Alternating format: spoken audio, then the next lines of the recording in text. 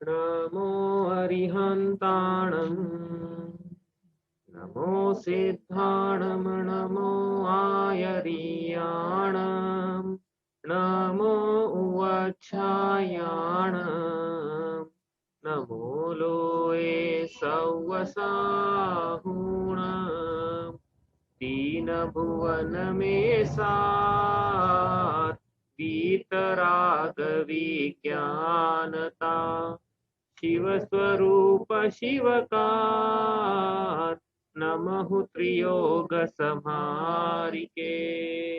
परम मांगलिक ग्रंथ पढ़ रहे हैं हम श्री छह ढाला जी।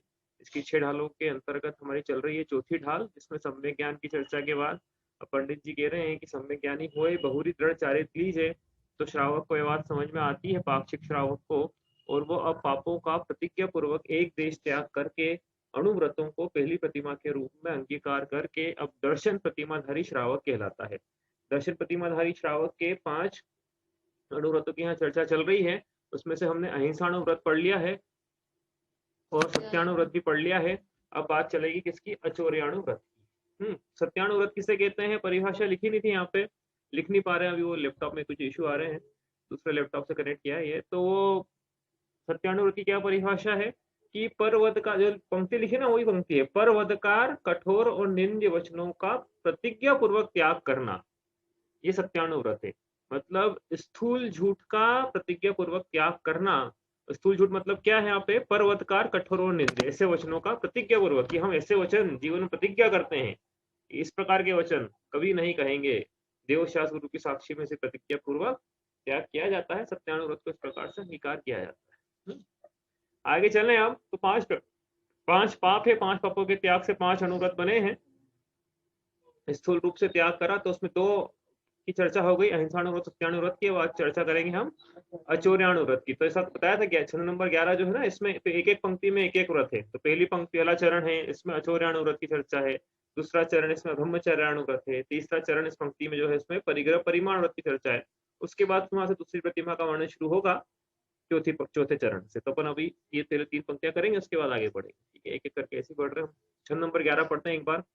जल मृतिका बिन और नाही कछु गहे अदत्ता, निज बनिता बिन सकल नारी सो रहे विरक्ता, अपनी शक्ति विचार परिग्रह थोड़ो राखे, दश दिश ग्रमन प्रमाण ठान तसु सीमन नाखे। थोड़ा पाठांतर है भैया, हमको जो याद है, और इसमें जो लिखा हुआ ना, इसमें काफी सारा मेरे को ऐसा लगता है कि ये ओरिजिनल तो प्रति मिली, एक्चुअली छपी जहाँ से ना, ये जहाँ आपको दिखा रहे हैं, ये जहाँ से छपी है, ये पंडित दौलत राम जी जहाँ पैदा हुए थे सासनी में, उसके पास में ही छपी है ये।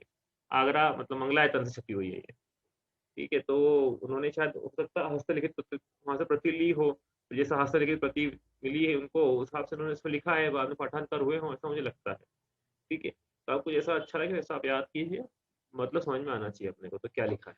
ठीक है, तो यहाँ पे तीसरा अचौर्याणु व्रत क्या लिखा है यहाँ पे? जल, जल मतलब जल, मृतिका मतलब मिट्टी, जल मिट्टी के बिन, इसके बिना, और नहीं इसके अलावा और कुछ नहीं, और नहीं कछु इसके अलावा और कुछ नहीं, गहे अदत्ता ग्रहण करता है, अदत्ता जो कि बिना दिया हुआ है। मतलब क्या है? अचौर्याणुव्रत का धारी जल और मिट्टी तो बिना दिए ग्रहण कर सकता है, लेकिन जल और मिट्टी के अलावा और कुछ भी बिना दिया हुआ ग्रहण नहीं करता। यदि करता है तो उसका अचौर्याणुव्रत में वो अतिचार है, अनाचार है, भंग भी हो सकता है, वो डिपेंड करता है।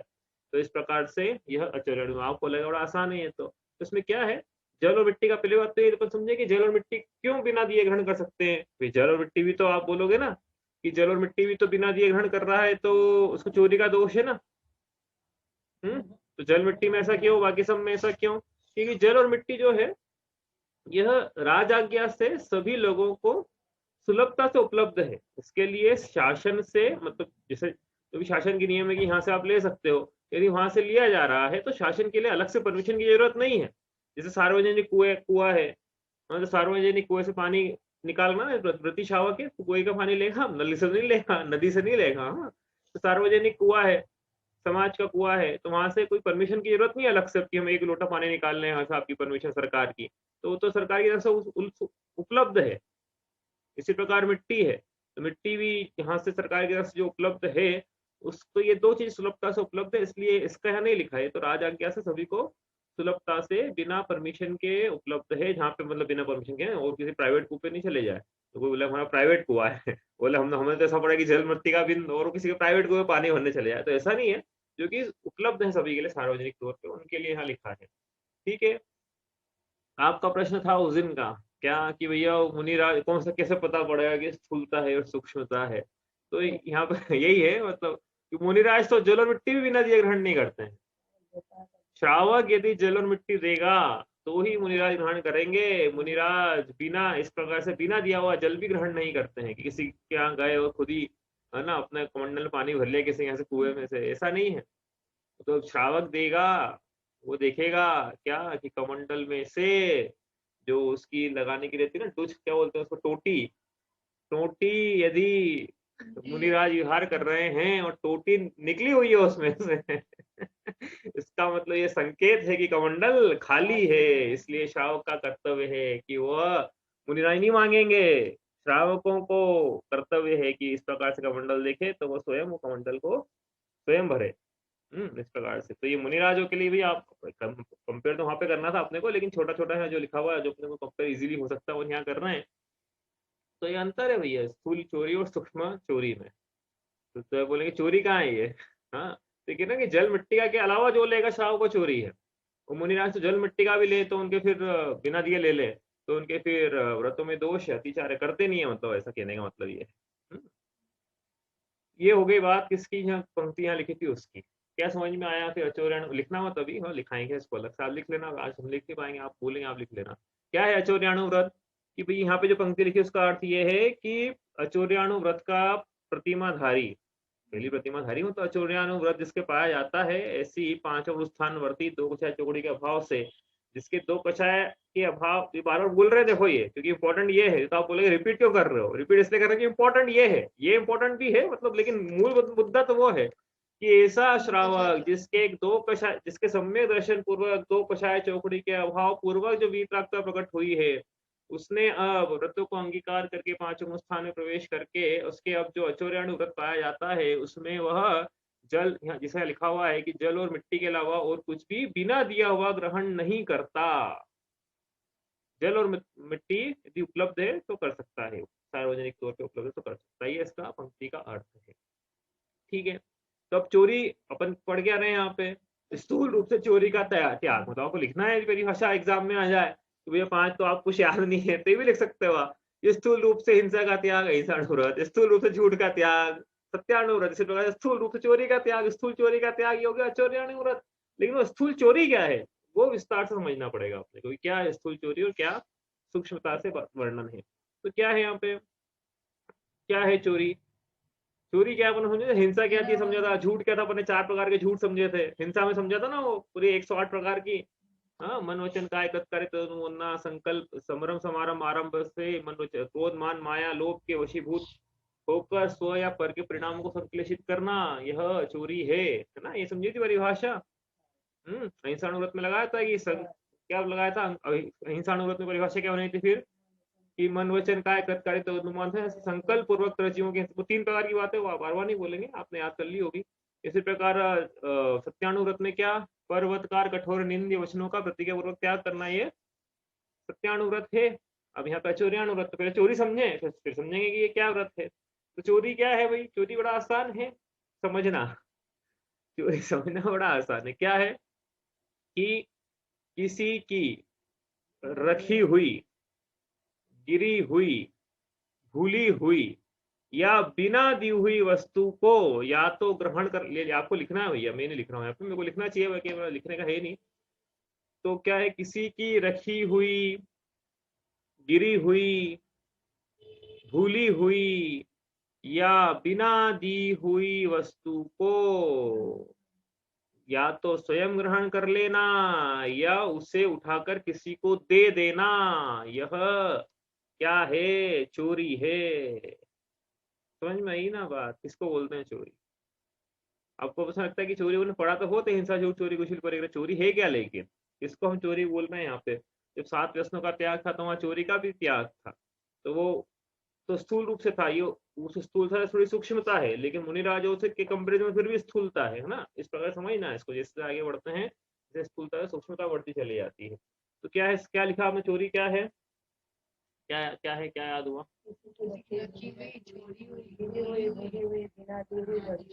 हाँ, किसी कर लेना या दे देना, यह चोरी है। क्या है, किसी की वापस से, किसी की एक एक करके चलते हैं, किसी की रखी हुई मतलब क्या, कि किसी ने कहीं रखी है ना, नहीं भूला नहीं है, उसने रखी, वो जैसे उसने पलटा उधर मुंह करा, अपन ने उठा ली, तो चोरी हो गई है। बड़ा आसानी समझना, बड़ा आसान है भाई। चोरी मतलब क्या है, जो चोरियां होती है वो क्या है, यही चोरी है जो समाज में चोरी हो रही है। मतलब जो जो चोरी करता है वो क्या है, कि कोई रख देता कोई वस्तु वहां पे, कोई अपन स्टेशन पे जा रहे हैं, सूटकेस रख लिया अपन ने, रात में सो रहे हैं, अपनी अपनी चीज रखी हुई थी ना, कोई दूसरा उठा के चल दिया वहां से, भूल से नहीं, हाँ भूल से करा तो अलग बात है, ये तो जानबूझ के, कि उसकी पता है उसकी नहीं दूसरे की है, तो ये जानबूझ के उसको उठा के चल दे, तो ये चोरी है। तो ये रखी हुई वस्तु। और क्या, गिरी हुई वस्तु, गिरी हुई वस्तु मतलब क्या, गिरी हुई वस्तु मतलब क्या, कि उसने रखी नहीं थी, अपन चल रहे हैं, चलते वक्त हमारा नोट गिर जाए, 500 का अंगूठी गिर जाए, मोबाइल गिर जाए, कुछ भी गिर जाए रास्ते में, और हमको तो याद नहीं है वो गिर गया, दूसरा कोई आया, उसने वो उठा लिया, तो चोरी है कि नहीं है, बताओ चोरी है कि नहीं। अपने ऊपर लगाते हैं उनकी, किसी दूसरे के आइटम अपने को सड़क पे पड़ी, सोने की अंगूठी थी भैया, नहीं थी सोने की अंगूठी, चलो 2000 रुपए का नोट था, 2000 का तो नहीं उठाएंगे, 2000 के नोट की गड्डी थी, सड़क पे पड़ी हुई मिली अपने को, 100 नोट थे 2-2 हजार के। अब बोलो, अब क्या करेंगे? अब क्या करेंगे बोलो?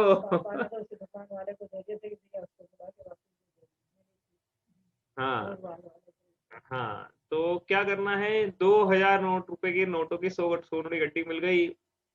अब क्या है, अब देखो मन में आ गया लालच, क्या और जस्टिफिकेशन, क्या लालच और क्या जस्टिफिकेशन है उठाने का, कि भैया हम नहीं उठाएंगे तो कोई और तो उठा ही लेगा, तो कोई और उठाएगा ही उठाएगा, क्योंकि वो जिसकी वो वहां तक तो पहुंचने वाली नहीं है, ऐसा हमने कल्पना कर ली है, इसलिए वो नहीं उठाए तो हम उठा लेते हैं।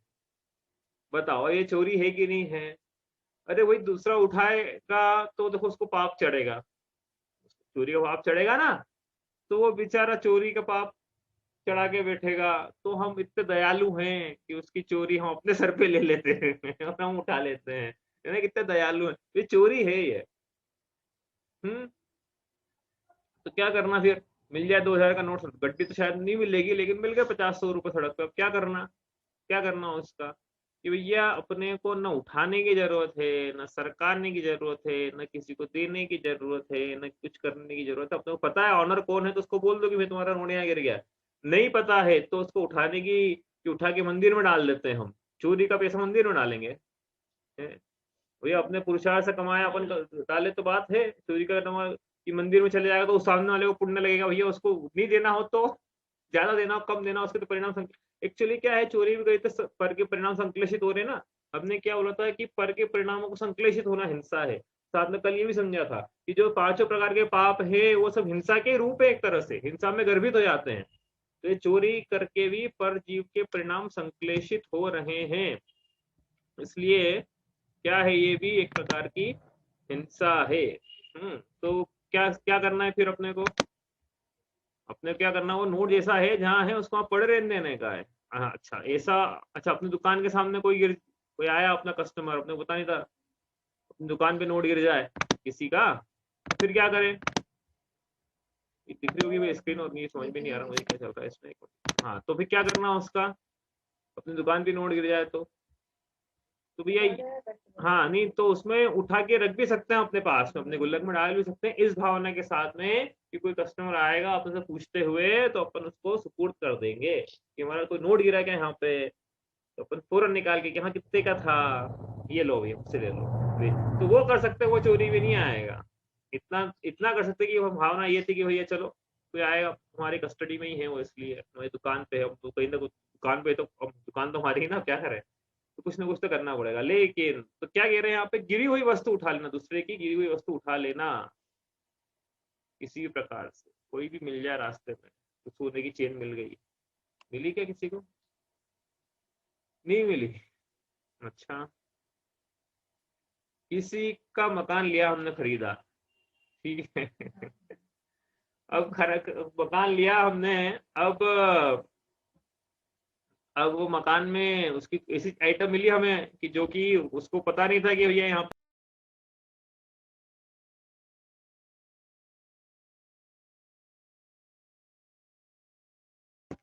कनेक्शन डिस्कनेक्ट हो गया था। तो क्या बोल रहे थे हम कि कोई हमने मकान खरीदा किसी का, उसमें ऐसा ऐसे चीजें प्राप्त हुई जो कि उसकी उसने उसको पता नहीं था कि वो रखी हुई है वहां पे, ठीक है। अब उसको हम ग्रहण कर लें तो चोरी का दोष है। कोई हमने प्रॉपर्टी खरीदी, जमीन खोदी, जमीन के अंदर से गड़े हुए धन की प्राप्ति हुई, तो किसका है वो धन? गड़ा हुआ धन मिल जाए संपत्ति में, तो गड़े हुए धन पर हक जो रहता है वो सरकार का रहता है। यदि हम वो रख लेते हैं तो वो चोरी का दोष है। हमारा पुरुषार्थ से अर्जित किया हुआ नहीं है ना, हमको विरासत में मिला है। हमें किसी भी प्रकार से वो धन की प्राप्ति होना ही नहीं थी, लेकिन हो गई है। तो उसका क्या है कि उसका मालिकाना हक हक सरकार का है, सरकार को देना चाहिए। तो इस प्रकार से क्या हुआ, ये गिरा हुआ और विस्मृत, भूला हुआ धन। तीन चार बातें लिखी थी ना उसमें, क्या था? एक रखा हुआ, गिरा हुआ, अब तीसरा लिखा है भूला हुआ। भूला हुआ मतलब क्या? कि कोई अपने को कोई अमानत के तौर पे कि भैया हम विदेश यात्रा पे जा रहे हैं, हमारी ये सोने की लॉकर है, मतलब वो एक तरह से हुंडी या जो भी है, तो रख के चला गया हमारे पास में कि वापस आके ले लेंगे, रत्न रख के चला गया।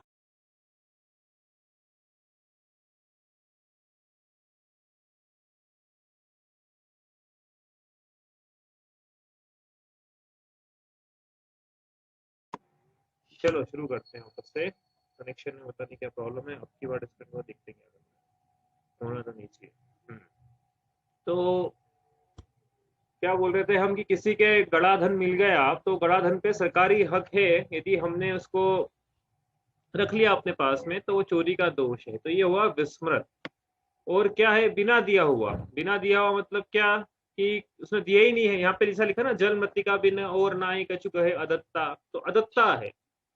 अदत्ता दान अदत्ता अदत्ता दानम अस्तेयम, ऐसा सूत्र जी का सूत्र है कि बिना दिया हुआ ग्रहण कर लेना यह चोरी है। इस प्रकार से ये चोरी है, ठीक है। यही बात समझ में क्या है चोरी, फिर समझ में आया? चोरी की परिभाषा समझ में आ गई ना भाई? ये चार पहले चोरी की परिभाषा समझ रहे, चोरी क्या होती है वो समझ रहे थे अपन, ये है चोरी, ठीक है। आगे चलें अब। चलो, तो अब यहाँ पे तो चोरी की स्थूल रूप से परिभाषा है। अब इस प्रकार से चोरी का प्रतिज्ञा पूर्वक त्याग करना यह चोर्याणु व्रत है। इस चोरी का मतलब ये साथ में लिख लेना चोरी की परिभाषा में, कि किसी की रखी हुई, गिरी हुई, भूली हुई या बिना दी हुई वस्तु को ग्रहण न करना, यह प्रतिज्ञा के रूप में इस प्रकार की चोरी का त्याग करना है चौर्याणु व्रत है। ये हो गया चौर्याणु व्रत की परिभाषा। अब इसमें बात और है समझने की कि चोरी इतनी ही है क्या? ये तो बड़ी आसान है समझना, लेकिन थोड़ा आगे भी है भैया। कि इसने व्रत व्रत लिए, प्रतिमाधारी है ये, इसके ऐसा नहीं है कि भैया अविवेक है कामों में कि वे चार चीजें नहीं करेंगे बस, बाकी तो छुट्टे हम। चार की बात करिए आपने, इसके अलावा चोरी कर सकते हैं ना? तो सुन लो भैया फिर वो क्या क्या चोरी इस प्रकार से की जा सकती है जो नहीं करना चाहिए। क्या है? जैसे कोई व्यापारी व्यक्ति है, तो व्यापारी व्यक्ति क्या करेगा, कर सक हाँ, पहला क्या है कि मिलावट। मिलावट मतलब क्या? कि काली मिर्ची पपीते के बीच, अपना फेवरेट उदाहरण भैया, काली मिर्ची पपीते के बीज मिला के बेचे, तो ये चोरी है। ऊंचे मूल्य की वस्तु में नीचे मूल्य की वस्तु मिलाकर बेचना, यह चोरी है। दूसरा, हाँ, अरे वाह, कैसे पता है तो। दूसरा यही है कि जो नाप तोल की चीजें रहती है, नाप तोल की तराजू बाट है, मीटर स्केल आदि आदि, इसमें कम देना मतलब क्या है कि जब खरीदना हो तब ज्यादा देना, जब ज्यादा बड़ा मीटर रखना, छोट हाँ, और जब बेचना हो छोटा मीटर रखना। तो इस प्रकार से ये करना, ये क्या है? ये भी चोरी है। और क्या है? किस प्रकार से चोरी हो सकती है? कोई भी सर्विस क्लास भी हो, बिजनेस क्लास भी हो, सरकार को उसका टैक्स न चुकाना, यह भी एक प्रकार से चोरी है। तीन प्रकार की चोरियां हो गई है। टैक्स, ये टैक्स न चुका के क्या है कि इस प्रकार से टैक्स को देखो, दो प्रकार की चीजें, टैक्स अवॉइडेंस और टैक्स अवॉइडेंस, एक टैक्स, हाँ, टैक्स इवेजन।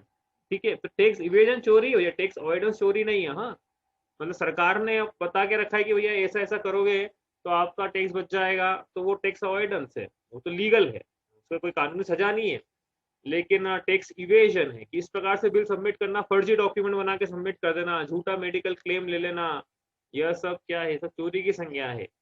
ट्रेन में हम यात्रा कर रहे हैं और सरकार का नियम, मान लो जो भी नियम है कि 5 साल से छोटे बच्चे के पैसे नहीं लगेंगे, तो हमारा 6 साल के बच्चे को हमने क्या बताया 5 साल का है, तो ये क्या है, चोरी हो गई है। एक पंडित जी थे, नाम याद नहीं आ रहा है, तो वो यात्रा कर रहे थे, ऐसे इसी नियम था उनका, मतलब ऐसी, तो उनका जो बच्चा था और उसी दिन उनका बर्थडे था, उनको ध्यान नहीं, उनको लगा कि हर बार ऐसा रहता है ना कि हर बार टिकट नहीं लेते हैं, तो इस बार उन्होंने नहीं लिया, और उसी साल उनके उसी दिन उसको 5 साल के वो पूरा हो गया। बाद में ख्याल आया कि अरे इसका तो बर्थडे आज 5 साल का हो गया, इसका टिकट लेना चाहिए था, उन्हें यात्रा कर चुके थे वो, और टीटी के पास चले गए पंडित जी, बोले कि हमसे ऐसा ऐसा अपराध हुआ है, हमारा बच्चा 5 साल का है, हमने उसका टिकट नहीं लिया, तो क्या पेनल्टी है, क्या हर्जाना है, क्या है बताओ। तो टीटी बोलता है अरे जान तो क्या है, आज ही तो हुआ है 5 साल का। ऐसा बोले, ऐसे कैसे जान लें, हम चोरी नहीं करेंगे, हम तो जो भी सरकार को है वो, मतलब इतना दृढ़ संकल्पित, तो ऊपर लिखा था ना कि दृढ़ दृढ़ चारित्र का अंगीकार करता है, तो ये सब चौराणु व्रत को भी दृढ़ता से अंगीकार करता है, इसके से चोरी नहीं पाई जाती, चोरी के परिणाम नहीं पाए जाते हैं। और किस प्रकार से चोरी हो सकती है आप बताओ, और किस प्रकार चोरी हो सकती है, जो नहीं करना चाहिए। आप में से किसी की आवाज नहीं आई, बहुत दिन हो गए, आप बताओ।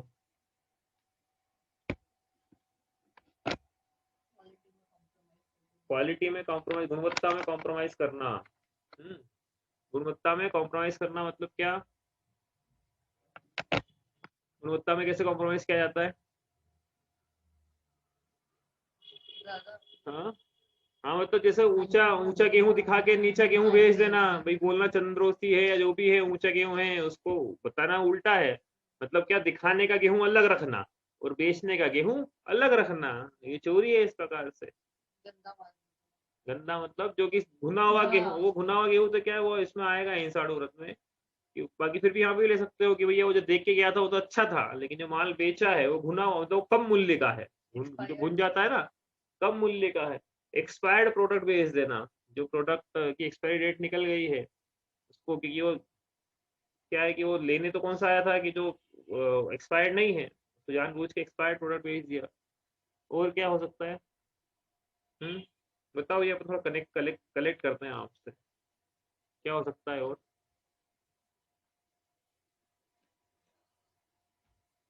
हम्म कोई एक कथा भी थी इसकी, देखो एक एक काला बाजारी, हाँ, हाँ, हाँ, मतलब स्टॉक करके काला बाजारी करना, ये चोरी में आए, कई मतलब ये अपराध तो है भाई, ये किसमें डालें, चोरी में डालें इसको, और क्या। तो इस प्रकार से ये है भाई, आप और विचार करना इसके बारे में कि किस प्रकार से हम जो है, खासकर तो क्या है, टैक्स है, मिलावट है, इस प्रकार से टैक्स इवेजन है, और बिना टिकट के यात्रा करना है, मेडिक्लेम झूठा ले लेना है, इस प्रकार की चीजें हैं। गड़ा धन मिल जाए, गिरा हुआ रुपया मिल जाए किसी का, हाँ, कोई भूल जाए, हाँ, एक, और संपत्ति में हक ना देना, ये भी एक भाई, हमको हमको पता है कि इनका लीगल राइट है, लीगल हियर्स हैं, और झूठी वसीयत बनाना, या फिर वसीयत को इस प्रकार से टालम टोल करना कि भैया जो कि वसीयत जिसका था वो उसका इंटेंशन से विरुद्ध वसीयत बनवा लेना, ये सब क्या करा, प्रॉपर्टी की चोरी हो गई एक तरह से ये। इसलिए जिनका मालिकाना हक है उनको मालिकाना हक न पहुंचाना। हाँ, वो मतलब जो जिसका है वो, उसका क्या इंटेंशन था, उसके इंटेंशन के अगेंस्ट में जाके वो काम करना, ऐसा बोल रहा हूँ, ये ऐसा नहीं कि वो बिल में लिख दिया या नहीं, बिल में नहीं, इंटेंशन उसका ऐसा था तो बात अलग हो जाएगी, लेकिन इंटेंशन है किसी का और नहीं पहुंचाना वहां तक, बोल के गए किसी से कि भैया ऐसा ऐसा है, हम नहीं है, कागज नहीं है, तो अपन क्या करें, तो पहुंचाना भैया, जरूर थोड़ी के लिए है वो। अब देखो ये क्या, लीगलिटी तो बाद में आती है, पहले तो लीगल तो मोरलिटी से बनता है, तो मोरल मोरल वैल्यूज तो ये कहती है कि आप पहुंचाओ, भले वो लीगल डॉक्यूमेंट नहीं हो, लीगलिटी भले वो, मतलब क्योंकि लीगल में नहीं फंसेगा वो मामला, कोर्ट में नहीं जाएगा कि है ही नहीं भैया, डॉक्यूमेंट ही नहीं है। लेकिन मोरलिटीज तो कहते हैं ना, एथिक्स तो कहते हैं कि भैया पहुंचाओ। तो इस प्रकार से ये है। और क्या है, और विचार करना हो आप, और क्या है। हाँ, किसी की जमीन पे हाँ कब्जा कर लेना, अवैध रूप से कब्जा कर लेना किसी की प्रॉपर्टी पे, भाई अतिक्रमण कर लेना सरकार की जमीन पे। चोरी हो गई ना, वो तो सरकार की जमीन थी, वो आपने ले ली, हथिया ली हमने, जमीन चोरी हो गई। किसी दूसरे की प्रॉपर्टी अवैध रूप से कब्जा कर लेना, किसी के प्लॉट पे कब्जा कर लेना, किसी हम्म बिल्कुल इलेक्ट्रिसिटी की चोरी, इलेक्ट्रिसिटी की चोरी करना, मीटर में गड़बड़ी कर लेना।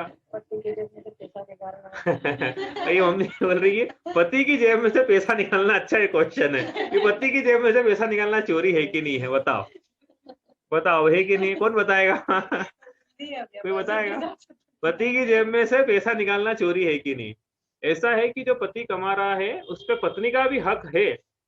तो ऐसा नहीं कि वो चोरी की संज्ञा है, ऐसा नहीं है। हाँ, लेकिन पति ने मना किया हुआ था कि भैया इस काम के लिए पैसे खर्च मत करना, और बिना बताए इस इंटेंशन से इनको पता नहीं पड़ जाए और फिर खर्च करना, वो तो चोरी की संज्ञा है। हाँ, लेकिन उन्होंने वो कि यार घर में जरूरत है पैसे, मेरे पूछने की जरूरत नहीं है, यहाँ रखें, आपको जरूरत लगे तो ले लेना। और अपन ये साथ फेरे लेते तो प्रतिज्ञा करते ही है ना कि घर में कोई भी बड़ी आइटम लेना है तो इनकी परमिशन के बिना नहीं लूंगी। तो है ही ना, वो बात तो है। तो छोटी मोटी आइटम के तो 1000 2000 10,000 का तो आप बिना परमिशन के ले लेना, उस पर कहा कि हमारी वो लेना, कोई बड़ी आइटम लेना है तो आपको थोड़ा अपन भी करते हैं कंसल्ट, वो तो सवाल ही नहीं उठता। तो इसलिए वो नहीं है। हाँ, वो पति की आज्ञा के बिना, मतलब पति के पैसे है उसमें से पैसे निकाल के दान भी दे देना, तो वो दान का जो पुण्य, जो दान के भाव है वो पत्नी के हुए हैं। तो वो खाता जो है वो पत्नी का है, दान पुण्य का खाता पति में नहीं जाएगा। वो पति ने नहीं बोला था दान में दे देना, ठीक है, उसने बोला कि जैसा जहां लगे वहां खर्च कर देना, तो उनको दान में लगा तो दान का अकाउंट पत्नी का रहेगा। हाँ, समझ में आ रही है ना, पुण्य का जो खाता है वो पत्नी के इसमें, इस प्रकार से। और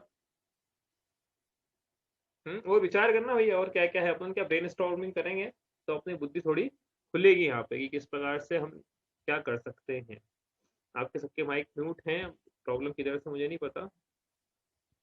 आप में से कोई बताना चाहे कि ये चोरी में आता है, जरूर आप इस पे अपना विचार मंतव्य रखिएगा। ठीक है, तो ये हो गया क्या, चौर्यानुव्रत, इसकी चर्चा हमने करी। अब आगे बात करते हैं हम क्या, आगे क्या आएगा, ब्रह्मचर्यानुव्रत। ब्रह्मचर्यानुव्रत क्या होता है, अब ये क्या होता है ब्रह्मचर्यानुव्रत। तो यहाँ लिखा निज वनिता बिन सकल नारिसो रहे विरक्ता। भाई पांचवा चौथा पाप था हिंसा झूठ चोरी कुशील, कुशील का सेवन करना। तो यहाँ पे फिर कुशील के सेवन का स्थूल रूप से त्याग, स्थूल रूप से कह रहे हैं यहाँ पे। अब कोई बोलेगा स्थूल रूप से, इसमें कैसे बनेगा स्थूल रूप से, तो देखो लिखा है यहाँ पे, निज वनिता बिन सकल नारिसो रहे विरक्ता। अपनी जो स्त्री है उस स्त्री के बिना सभी नारियों से विरक्त रहना, यह चौथा ब्रह्मचर्याणु नाम का व्रत है। क्या है ब्रह्मचर्याणु नाम का व्रत। तो आप बोलोगे ये स्थूल कहाँ हुआ, जो सूक्ष्म हो गया ना।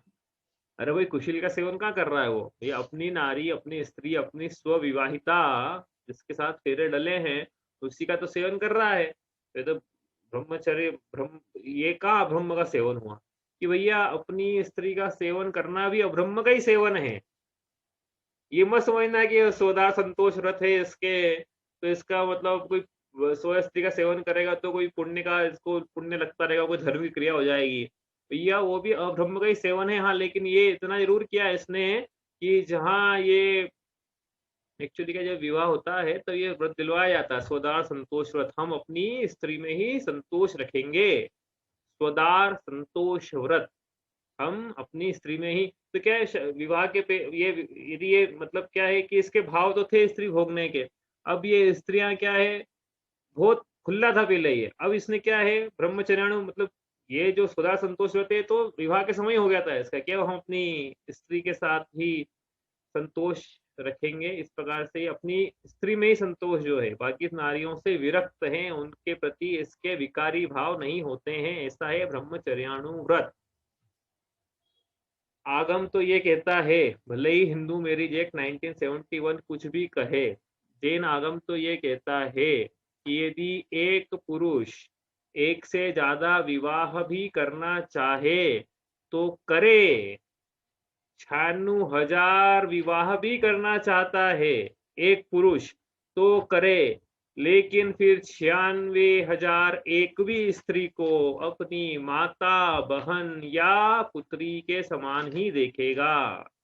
क्या कह रहे हैं यहाँ पे कि जितने विवाह करना है करो, लेकिन मतलब सेवन करना है स्त्री का तो विवाह करके करो, जितने करना है करो। ऐसा जीनागम पोलीगेमी सपोर्ट करता है, मतलब सीधी सी बात है, पुरानी परंपरा हमने देखा भी है। आदिनाथ भगवान के 2 स्त्रियां, हाँ, ऐसे इस प्रकार से आप देखना हर किसी में लगाना वो भरत चक्रवर्ती के 96,000 रानियां। तो ये मना नहीं है, मतलब मना नहीं है, मतलब शासन की तरफ से मना है, धर्म की तरफ से कोई मना नहीं है। तो धर्म की तरफ से तो अलाउड है, लेकिन उसमें साथ में एक शर्त भी लगाई उन्होंने। क्या शर्त लगाई? वो शर्त इंपॉर्टेंट है। शर्त क्या है कि जो अगली स्त्री है, जो भी स्त्री है, उसके प्रति मतलब जो विवाहिता नहीं है, स्व स्त्री नहीं है, निज वनिता नहीं है, उसके बिना, इसके अलावा जो दूसरी स्त्री है उसके प्रति कुशील सेवन के भाव नहीं होंगे। आंखों में ऐसे भाव नहीं होंगे जिससे कुशील का सेवन होता हो, आंखों में भी ऐसे भाव, आंखें भी ऐसे नहीं हो, भाव भी ऐसे नहीं हो, काय की प्रवृत्ति मतलब मन वचन का ऐसे तीनों प्रकार से विरक्त रहे। इस प्रकार से यह ब्रह्मचर्यानुव्रत है। इसकी चर्चा और आगे करेंगे अपन कि ब्रह्मचर्य वास्तव में क्या होता है, और यहाँ पे स्थूल रूप से त्याग कैसे किया और किस किस प्रकार से प्रतिज्ञा तो कैसे की यहाँ पे लिखा हुई है कि निज वनिता बिन सकल नारी सो रहे विरक्ता। अब प्रश्न ये है कि प्रतिमाधारी है ना, ये तो देखो यहाँ पे भी वन शॉर्ट में लेते, इतना समय बचा है अपने पास में, इसमें भी अलग अलग प्रकार की चर्चाएं आएगी। एक तो स्वदार संतोष व्रत हो गया, दूसरा ये ब्रह्मचर्याणु व्रत हो गया, तीसरी है ब्रह्मचर्य प्रतिमा, उसकी चर्चा आएगी, चौथा है ब्रह्मचर्य महाव्रत, उसकी चर्चा आएगी। ओ फिर पांचवा क्या है आपको बताना है, क्या है पांचवा? धर्म का सार है पांचवा, आकिंचन्य ब्रह्मचर्य धर्म दश सार है, ब्रह्मचर्य की धर्म की चर्चा। इस प्रकार से चर्चा है, धीरे धीरे करके आएंगी इसमें आगे। अभी तो हमने शुरू करी किसकी, ब्रह्मचर्याणु व्रत की चर्चा शुरू की है। ठीक है, इतना ही करते हैं आज। आपका कोई प्रश्न है तो आप पूछ लीजिए। ठीक है, तो अभी अपन ने, अब ये क्या है, आपको थोड़ा होमवर्क है। अब कल तो अपना रिवीजन चलेगा, फिर रिवीजन के बाद में रिवीजन हो जाएगा, उसके बाद में फिर आपको बताना है कि और किस किस प्रकार से चोरी जीव कर सकता है, जिसका उस पर त्याग होना चाहिए। हाँ, चोरी हो जाती नहीं चाहता, हमको पता ही नहीं था कि वे चोरी, उदाहरण के लिए हमको लगता था कि तो सब करते तो हम भी करें। तो ये इसका थोड़ा, जैसे उदाहरण के लिए कि अब कोई एम्प्लॉय सैलरी दे रहा है, कोई एम्प्लॉयर एम्प्लॉय को सैलरी दे रहा है, और एम्प्लॉय अपने एम्प्लॉयर को उसकी योग्यता से वंचित रखे जिसके लिए कि उसको सैलरी मिल रही है, तो ये चोरी है। समझ में आ रही ना बात? एम्प्लॉय ने रखा क्यों था? इस काम के लिए रखा था, लेकिन एम्प्लॉय ने सैलरी लेने के बाद वो काम करके नहीं दिया, या अपनी योग्यताओं से एम्प्लॉयर को, जो कि जिससे कि एम्प्लॉयर को मुनाफा हो सकता था, उससे वंचित रखा, तो ये एम्प्लॉय की चोरी है। तो कितनी सही सही बातें निकलती ना यहाँ से, है ना? ये अपन पढ़ रहे, चढ़ना नहीं होगा, इससे क्या जीने की कला समझ में आ रही है अपने को। वो उसके स्कोप ऑफ वर्क में क्या है, ये अलग प्रश्न, अपना समय हो गया है, बाद में करेंगे इसको। चलिए इतनी करते हैं।